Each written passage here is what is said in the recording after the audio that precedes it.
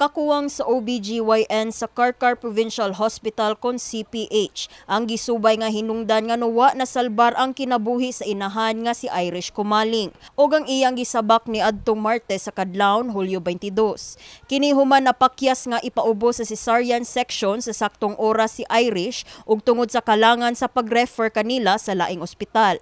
Mao kini ang assessment gikan sa Cebu Provincial Health Officer in Charge Dr. Mary Ann Josephine Arsenal atol sa press briefing sa Kapitolyo karong Huwebes, Hulyo 24. Nga pag-abot ni Irish sa CPH ni atong alas 7:30 sa Lunes sa gabi, Hulyo 21, wala pa kini gipasesaryan sa OBGYN on duty tungod wala pa nila nakita ang panginahanglanon.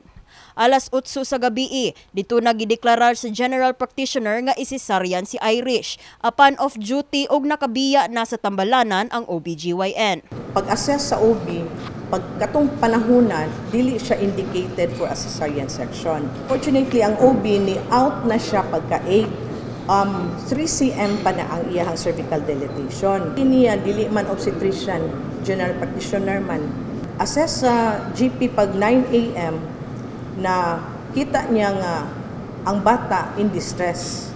O kanigiyal man gyud ma'am nga nagyud tay OB kay to think nga ang ato ang catchment din sa CPH Karkar dako bitaw kaayo.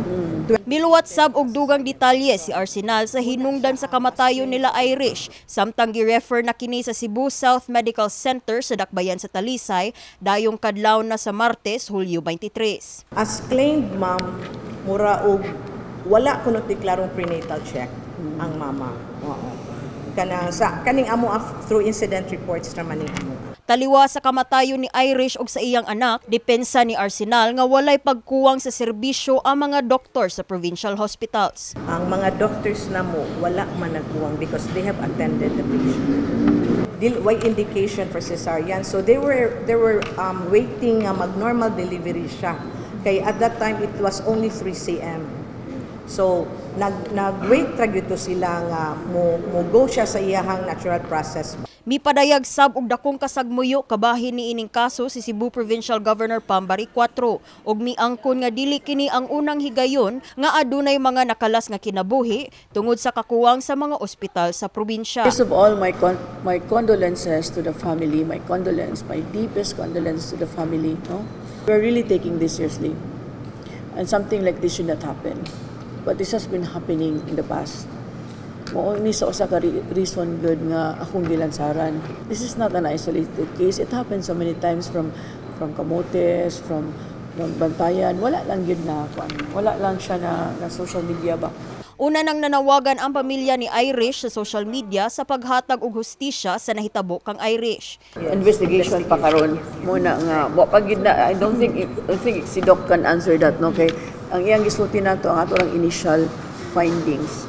One of our initial actions is to hire doctors. We are really in the process of hiring doctors now, specialists at that. Really, ni-reach out me sa family yesterday. Nagpadala na ta flowers, nagpadala na ta nanabay financial aid, no? Nagpadala na ta. Unya, ang PHO is investigating what exactly happened. Sa pagkutlo nining balita, nagpadayon ang investigasyon sa nalambigit nga mga tambalanan ug misaad sa paghatag og 10,000 pesos burial assistance ug uban pang pahinabang ang Kapitolyo sa pamilya ni Irish. Wag gani ko kanang Karkar District Hospital wa mo kaluoy wag yun yung gi-refer dito ang significant yung cesarean pa. Isang pobre ra medyo biganaon. Makaya na mo kay ginabuhi naman na. Wa mo'y kaluwi punyo pa ipa-repair og Talisay gikan taon na sa Argao gabi dako. Kini si Liza May Piñaranda alang sa My TV Cebu.